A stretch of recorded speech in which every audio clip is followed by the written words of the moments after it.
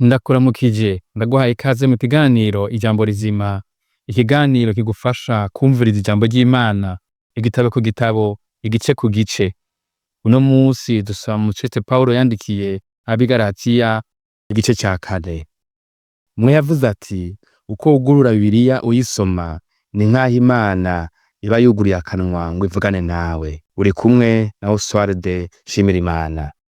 Ab'i Galatiya, igice ca 4. Ikitugira abana b'Imana. Ariko ndavuga yuko Samuragwa iyo akiri umwana ataco atandukanako n'umushumba naho ari wenyene ibintu vyose, ariko aganzwa n'abamuzigama n'ababwiriza kugeza mu gihe cashinzwe na se. Natwe nuko tukiri abana twari tujakariye ivya mbere vyo mw'isi, maze igihe gikwiye gishitse Imana ituma umwana wayo yavyawe n'umugore kandi yavutse aganzwa n'ivyagezwe ngo acungure abaganzwa n'ivyagezwe biduheshe gucika abana bayo. Kandi kuko muri abana bayo Imana yatumye mpwemu w'umwana wayo mw'itima yacu ataka ati Abba Data. Nico gituma utakiri umushumba ariko uri umwana wayo, kandi ko uri umwana wayo uri umuragwa ubihawe n'Imana. Pawulo ahanura Ab'i Galatiya ngo ntibasubire inyuma. Ariko ico gihe kuko mutari muzi Imana, mwari mujakariye imana zitarizo uhereye mu kameremere kazo. Ariko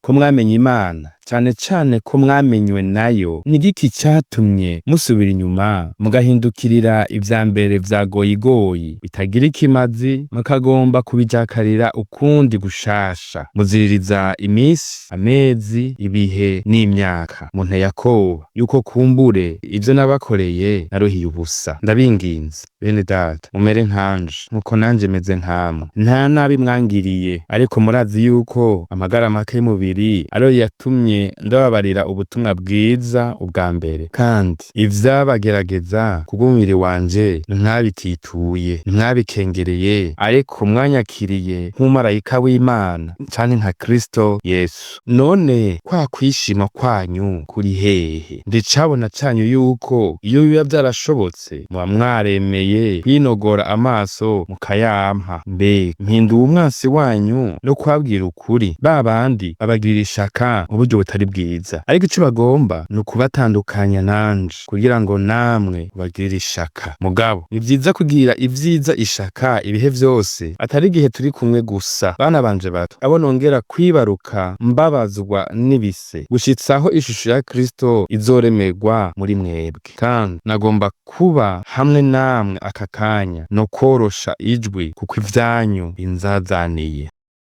Ivy'abahungu babiri. Mwebwe abagomba kuganzwa n'ivyagezwe, nimumbarire. Mbega nimwumva ivyagezwe? Kuko vyanditswe yuko Aburahamu yari afise abahungu babiri, umwe ari wo ku ncoreke, uwundi ari wo ku mugore bwite. Uwo ku ncoreke yavyawe mu buryo bw'umubiri, uwo ku mugore bwite yavyawe ku bw'isezerano. Ivyo ni nk'umugani, kuko abo bagore ari nk'amasezerano abiri. Rimwe ryavuye ku musozi Sinayi rivyara abo kuguma mu buja, iryo ni Hagari. Nuko Hagari ni umusozi Sinayi wo muri Arabiya, usobanurwa ngo Yerusalemu w'ubu, kuko usangiye ubuja n'abana bawe. Ariko Yerusalemu wo hejuru ni wo mugore bwite, ni wo mama wa twese, kuko handitswe ngo nezerwa yewe mugore w'ingumba utavyara, turikisha usemerere ewe utaramukwa, kuko abana b'intabwa ari benshi baruta abo ufise umugabo. Namwe bene data muri abana b'isezerano nkuko Isaka yarari. Ariko nkuko ico gihe uwavyawe mu buryo bw'umubiri yahama uwavyawe mu buryo bwa mpwemu, n'ubu niko biri. Ivyanditswe ivuga iki? Ivuga biti, irukana incoreke n'umwana wayo, kuko umwana w'incoreke atazoraganwa n'umwana w'umugore bwite. Nuko bene data, ntituri abana b'incoreke, turi aba wa mugore bwite. Uhoraho